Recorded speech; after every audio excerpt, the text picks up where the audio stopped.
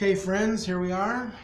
It's Thursday night Bible study again. We're making our way through the life of David. I'm not sure if we're ever going to be done with the life of David because there's a lot of information to cover. Last time we were together, we did a little bit of jumping around. We started in 2 Samuel 5, and then we jumped over to 1 Chronicles 11 and 12 to talk about David's men, mostly because in 2 Samuel 5, we read about how David was about to take control of the city of Jerusalem.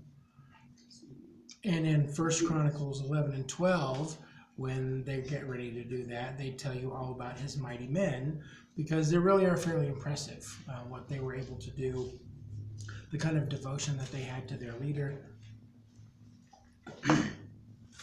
So actually we're going to be in both places. So if you want to stick your finger in 2 Samuel 5 and the other one in 1 Chronicles 11, we're going to be doing a little comparing and a little going back and forth between the two. So, yeah, if you have more than one ribbon, you're in good shape.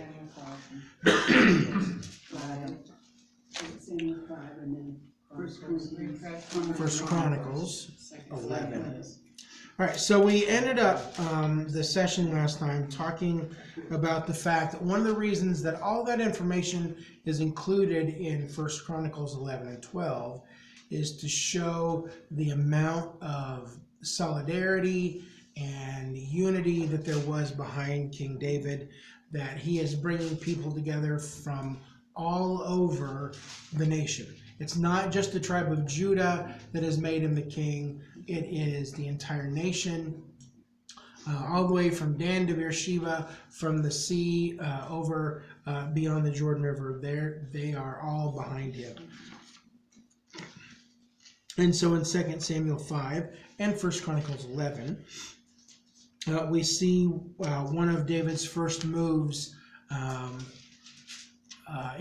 after he's been made the king of the whole nation. He is off to attack the city of Jerusalem. So if you're in 2 Samuel 5, we're going to read verse 5 down to verse 9 or so. Unless that's verse 6. These glasses are not great. The king and his men marched to Jerusalem to attack the Jebusites who lived there. The Jebusites said to David, "You will not get in here. Even the blind and the lame can ward you off." They thought, "David cannot get in here." Nevertheless, David captured the fortress of Zion, which is the city of David. On that day, David had said, "Anyone who conquers the Jebusites will have to use the water shaft to reach those lame and blind who are David's enemies." That is why they say the blind and lame will not enter the palace.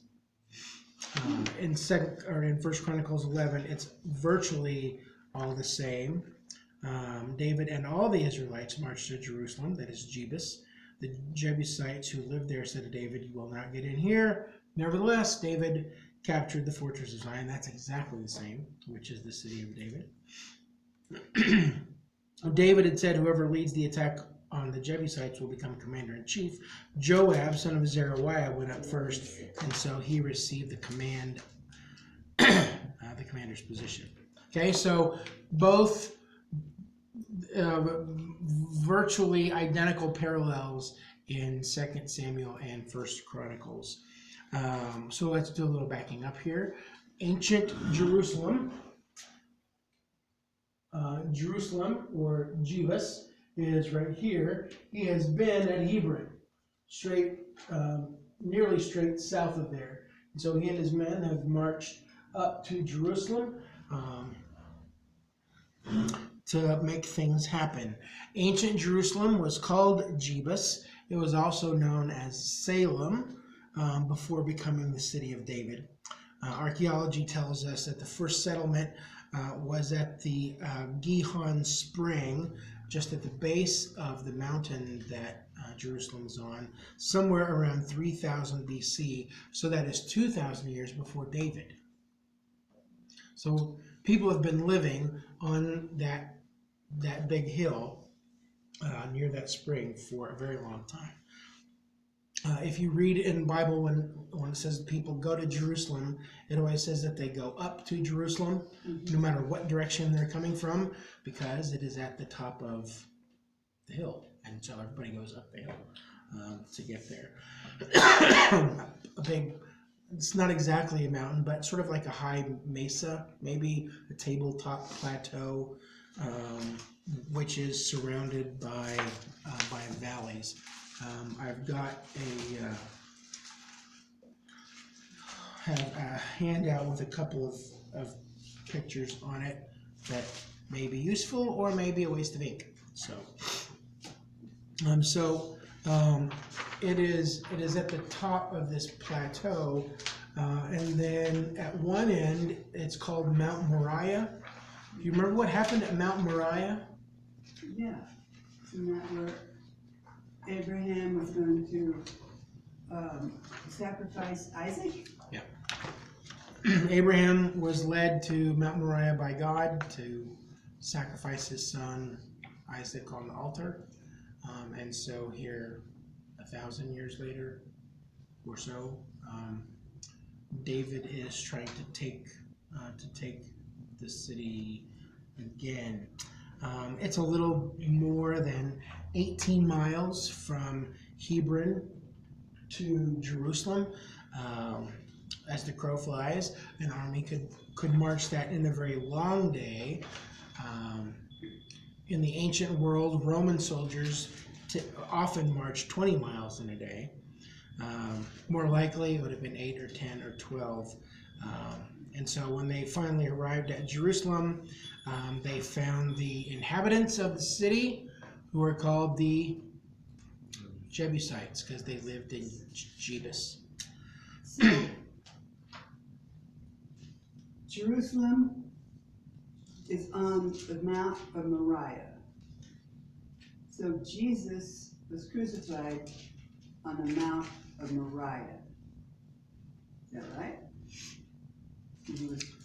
The Dome of the Rock is supposed to have been built on the rock where Abraham offered Isaac. The Islamic mosque is supposed to be built right there on that hill. Now that's not the same mountain Moses went up on, is it? No, because Moses never made it inside the Promised Land. Okay. So what else happened on this mountain besides these three things? Where did the ark come down? Noah's Ark. Ararat. Okay, got it. Okay, thank you. According to Genesis 10, the Jebusites were descendants of Ham, Noah's son Ham, through Ham's son Canaan. They were a group of Amorites that lived in the land, and they were supposed to be removed by the Israelites when they took control of the Promised Land. There was a long history of animosity between the Jebusites and the Israelites.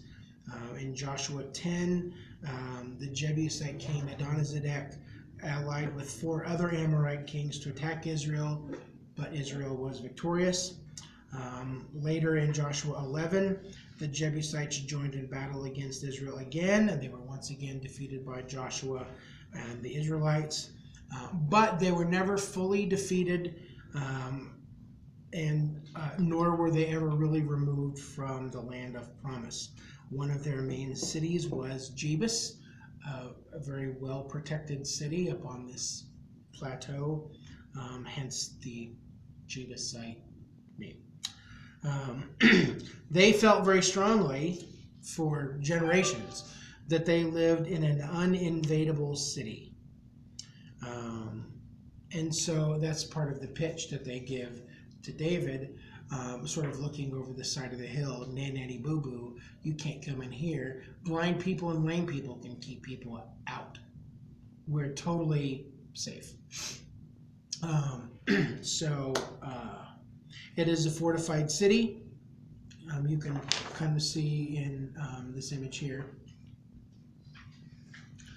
that the city does have a wall. This is an early depiction of the city. There's a wall that goes around it, and down along the valley on the east side of the city, there is that's where this Gihon Spring is, and so the inhabitants of early Jerusalem dug a tunnel down to the water supply and then protected it so somebody couldn't come against them, cut off their water and say, we will dry you out.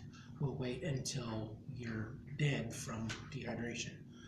They had protected water. They lived on the top of a plateau. They had a city wall. Nobody was coming in. So to all of you, you can't get us. This bottom picture is a modern photo of the tunnel that goes from the top in the city in Jerusalem down along to the source of the spring, which you can still see today. It is the route most likely that Joab and his men took. They crawled up this tunnel to sneak into the city to overtake it. I would imagine that in just a few months, when I visit Jerusalem, I'll be seeing that spot. I don't believe I will be trying to crawl up the tunnel. What's amazing is that it has withstood Their waterways were that miracles. long of time, earthquake, Yeah. it's still there. They were awesome. So David, standing down there at the bottom of the hill in the valley, gives his men a challenge: overtake the city. And so, because of what we talked about the last time, these mighty men, the 3 or 30 or however many of them there actually were, this band of elite soldiers that had been faithful to him since the beginning, just went ahead and took the city. It appears from the description in both places, you put the stories together, that Joab and his men used that water shaft to enter the city. They conquered the Jebusites, the blind and lame comments notwithstanding.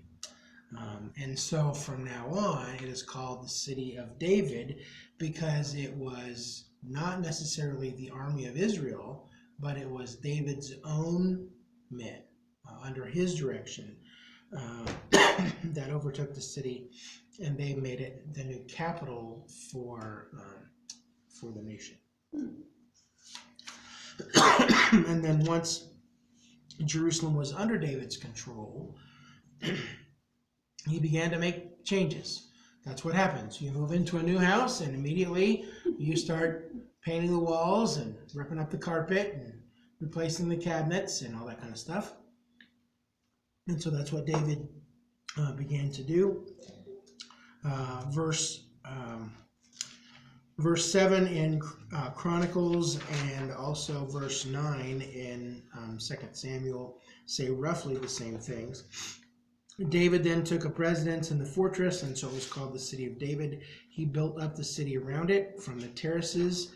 That's also known as the Millo, which is between the city and Mount Moriah. So it's this flat spot.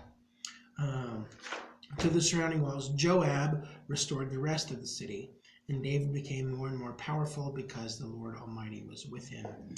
In 2 Samuel, David then took up residence in the fortress and called it the City of David. He built up the area around it from the terraces inward, and he became more and more powerful because the Lord God Almighty was with him. Now, Hiram, king of Tyre, sent envoys to David along with cedar logs and carpenters and stonemasons, and they built a palace for David. Then David knew that the Lord had established him as king over Israel, and had exalted his kingdom for the sake of his people Israel. After he left Hebron, David took more concubines and wives in Jerusalem, and more sons and daughters were born to him.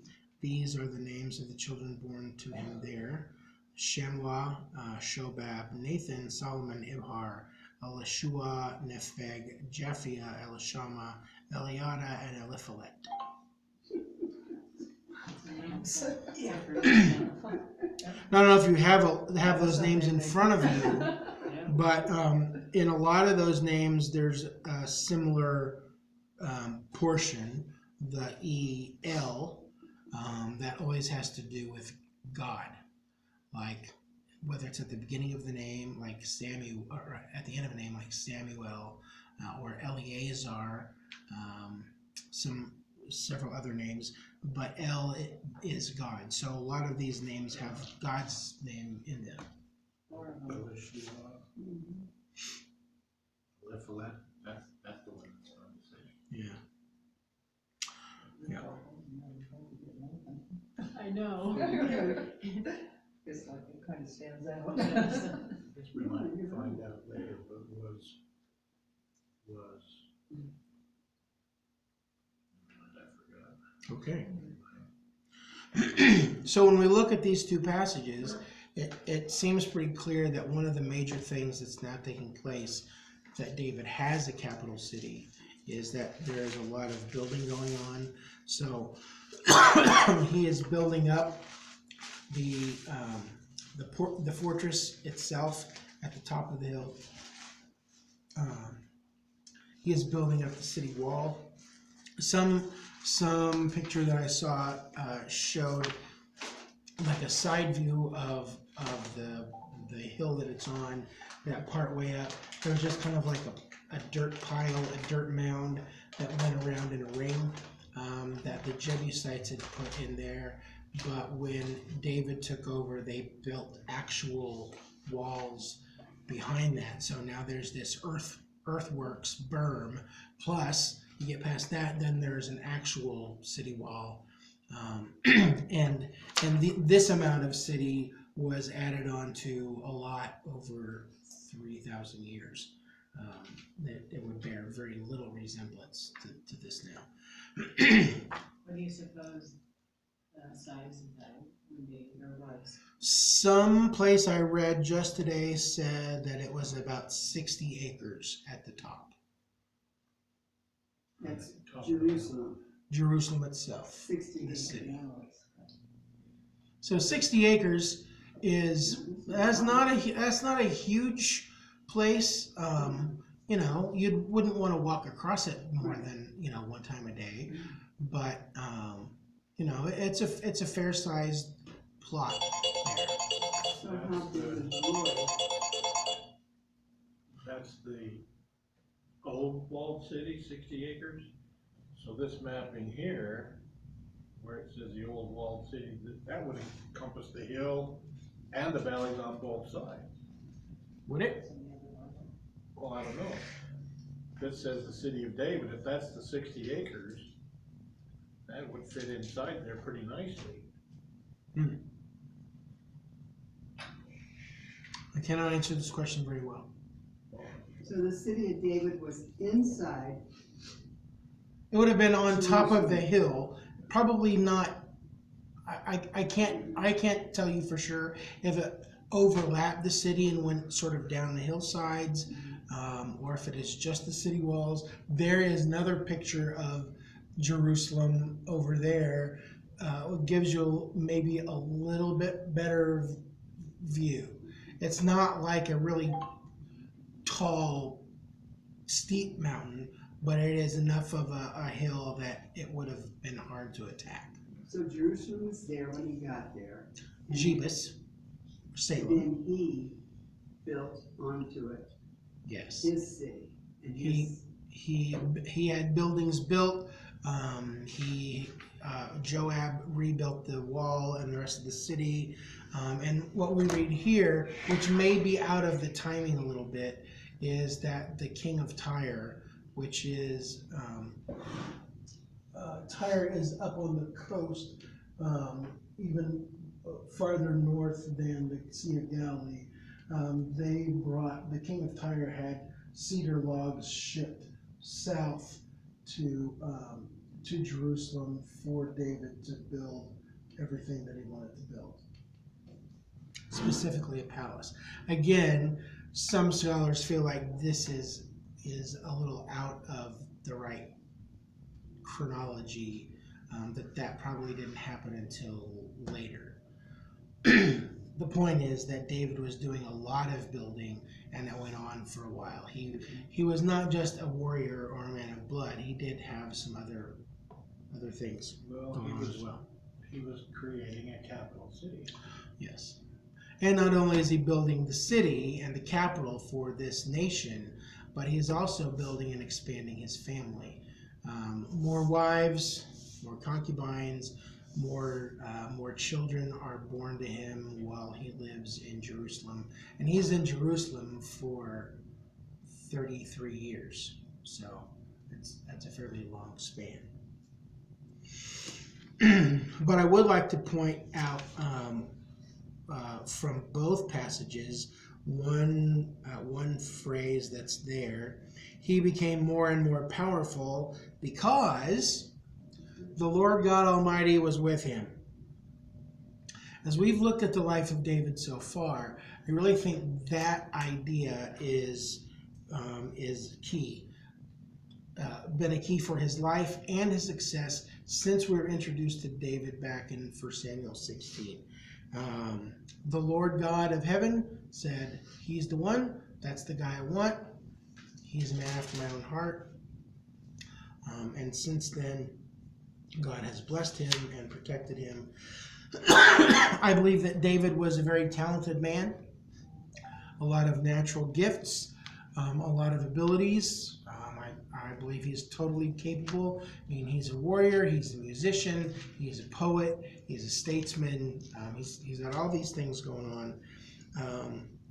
But no matter what his gifts and abilities and strengths were, his influence expanded because God was with him.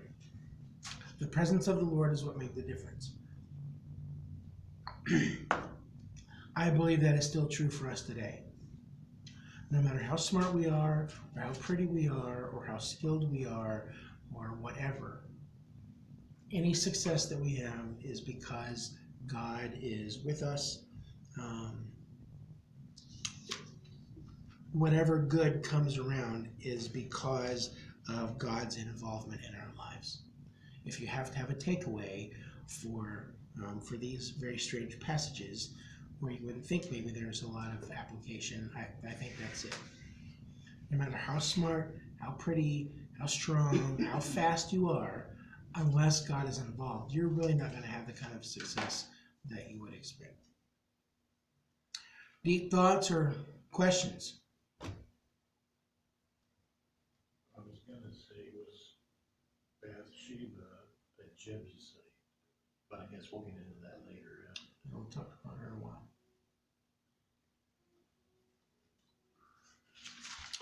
Okay, well, let's move on then to verse 17 in 2 Samuel 5.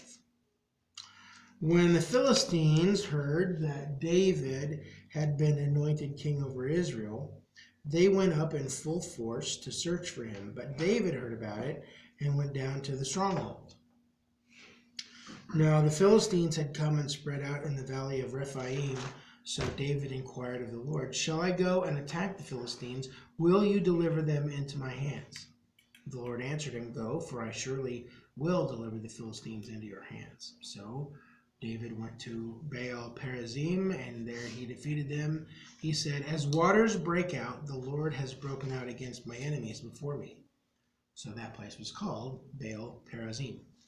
The Philistines abandoned their idols there, and David and his men carried them off. Once more, the Philistines came up and spread out in the valley of Rephaim. So David inquired of the Lord, and he answered, "Do not go straight up, but circle around behind them and attack them in front of the poplar trees.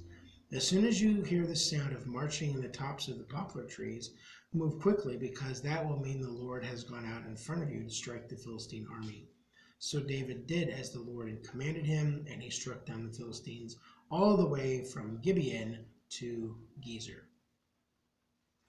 All right, so we're back to David the warrior, commander-in-chief. After what has kind of seemed like a long break in our study, the Philistines, Israel's most favorite enemy, all the Philistines are back into the story. They have come into the valley of Rephaim, which, of course, is not on this map, but it is on this handy little map, which is brand new. Oh, no one else sitting here looking for it. Oh, looks like the, oh, Okay, so I am deeply indebted to Ralph F. Wilson, the pastor at joyfulheart.com, for all of his amazing map work. So the Valley of Rephaim lies between Bethlehem and all of these Philistine places, the Beth Shemesh. It's actually between Jerusalem and Bethlehem as well. So you can I had a pointer. So you can see. So here's Bethlehem. Here's Jerusalem. The Valley of Rephaim is right in here. Here's all the Philistines, and they are heading in to get David. They have heard that he is in Jerusalem, and so they're making their way. There is some sort of a stronghold. I don't know that it's the one down here, Masada, but some other stronghold, that's what Masada means, is a place where David could be safe. He went there to prepare for battle, and wisely, David said to the Lord, what should I do about this? Should I go after the Philistines or not? And the answer was, sure, I will deliver them into your hands.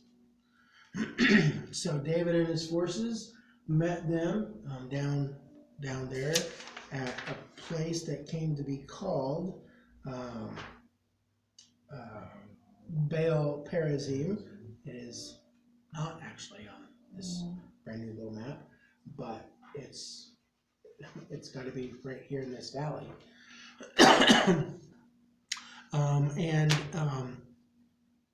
And so it went well. David went, he defeated them, and his description is, as waters break out, the Lord has broken out against my enemies before me. I sort of wonder, because I have this, I don't even know what the right word is for my brain and my mind, how I understand it. But I'm trying to see this as a movie. So I wonder, as I'm making this incredible movie about the life of David, if when he talks about as the waters break out, so the Lord has broken out against him, I sort of wonder if God sort of supernaturally sort of washed over the top of the Israelite soldiers and knocked all these people down and sort of washed them away. oh.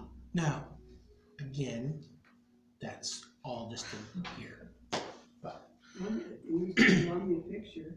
It could be just like, just a comparison, like, flood the water. And Sure. the Lord did this instead. Yep. Instead of, and so David 1, Philistines 0. And so they were not content. The Philistines decided that they would come back. So as a gluttons for punishment, they came back to the valley again. And one more time, David inquired of the Lord, because this is good David here. And this time, the Lord doesn't just say, yes, I'll deliver them, but he says, tell you what I want you to do. I want you to circle around behind them. They're gonna come up against this forest of poplar trees, and I want you guys to come in around behind them. Don't go straight at them from the forest, apparently. And then once you get behind them, then let them have it. And so there is then apparently something going on. I don't know if it is just a natural feature of this valley. You know, sound carries funny in a valley.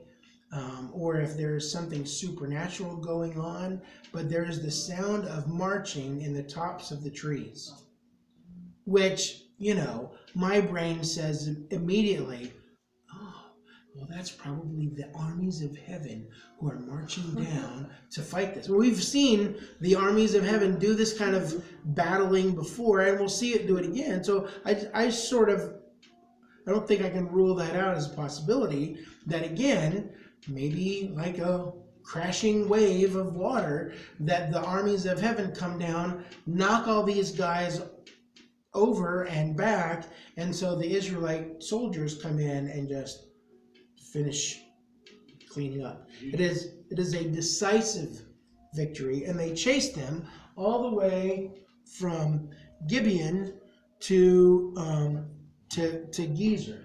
So Gibeon to Gezer is, you know, they're fighting here, and they chased them at least that far. It's a pretty stunning defeat of these guys. I wonder what marching feet would sound like in the tops of the trees compared to on the ground. Well, I would imagine that the marching sounds the same. It's just the location of, like, I hear marching too, but it doesn't sound like it's coming from down there. It sounds like it's coming from up there. I guess. Yeah. You need to write a screenplay, that'd be a great movie. It is a great movie. Now, twice in this chapter, the Philistine enemy came up against David. Twice, David inquired of the Lord. Twice, the Lord protected David and sent the Philistines home at a dead run. And the place of this battle is called Baal Perazim, which means the Lord who breaks out. So the Lord broke out in front of the army of Israel and did the majority of the conquering, with the Israelites not having to do very much fighting. Now, when we get to heaven and we watch the actual movie, we'll find out for sure. But I believe that there is some supernatural, angelic involvement going on here, because God is getting his nation put back together. Deep thoughts, probing questions, things that I can't possibly answer or detail. Well, he reminds me of Nehemiah. Wasn't he the praying prophet? He just constantly, he doesn't do anything until he asks God first. Oh, to be that way. That's one of the things that I have liked to see about David during this study, is that really it seems like in some of the scariest stuff, and in David's height of success and glory, that he's always inquiring of God. And in the moments where David is maybe not quite as much of a role model as we might hope, there doesn't seem to be that kind of reference to his inquiring of God. I believe there's probably a strong connection there. Like later on with this family. Yes, left to your own devices, you'll mess it up. You get to believe in your own PR about how smart you are, or how skilled you are. I'm not going to talk to God. I'm not going to bother. He's going to bless me no matter what. And God did. God did bless David, and God did protect David, even when he was off dealing with the Philistines, being maybe a little scandalous. But when he comes back to inquiring of the Lord, the defeats of the enemies are much more spectacular, much more sound. David has much more success. The whole nation does a lot better. In your movie, you could just, that time you spent with the Philistines could have just been human intel. Right. He's listening to all of his advisors, he's listening to all the guys, Know your enemy. While the priest sits in his tent and twiddles his thumbs, waiting for David to call on him to bring out the Urim and Thummim. Yeah. Okay. So, any other observations or questions about what we've covered this evening? Yes, Sue? So I've been studying my maps here from my Bible. Is Jerusalem up here from this map north? It's right there. Oh, there it See, is. that's why I don't I get to couldn't Right see there. it. Next to Mount- That's the hardest thing about all these little individualized maps. They don't lay over each other and it's hard to get your bearings. Yeah, okay, I see. Jerusalem is always just almost at the top of the Dead Sea over to the Yeah. over to the West. left. Yeah, towards the Bethlehem is always, south of that. and wasn't that only 5 miles between those two? Yeah, it's not very far. Well, from Hebron to Jerusalem, we said that was about 18. So that's Hebron. Right here, and here. Oh, Here. okay. so that's about a third of the way. Okay. Are you going to Bethlehem when you go? I believe so. Thinking that, you know, Which is Muslim occupied territory. So is it safe? Nob is a suburb. They wouldn't take us if they didn't Well, think that's that they true. were safe. Because they're getting, they get to sell to the tourists and make money off of them as well. So That's right. You're all going to bring back pictures and we're going to have slideshows, No and Yeah, we're gonna tourism have a pop-up. slideshow. all right, that's all I have prepared for tonight to get us to the end of that chapter. So we're done a little early this evening. We'll pick up next time on the 15th with chapter 6 of 2 Samuel. And then we won't meet again the rest of the year. We won't meet on the 22nd or the 29th because of the Christmas break. We'll be back on the fourth. We'll come back in January. Yep. The Zoom will be in the bulletin. Or should I just write it down? So Cody, when are you coming back? January 6th? Hey, thanks for being here this evening. You can always go back and check some of the other things that we've been doing. Have a great time. Let me know if you got any questions or comments. Bye. Was there anybody there?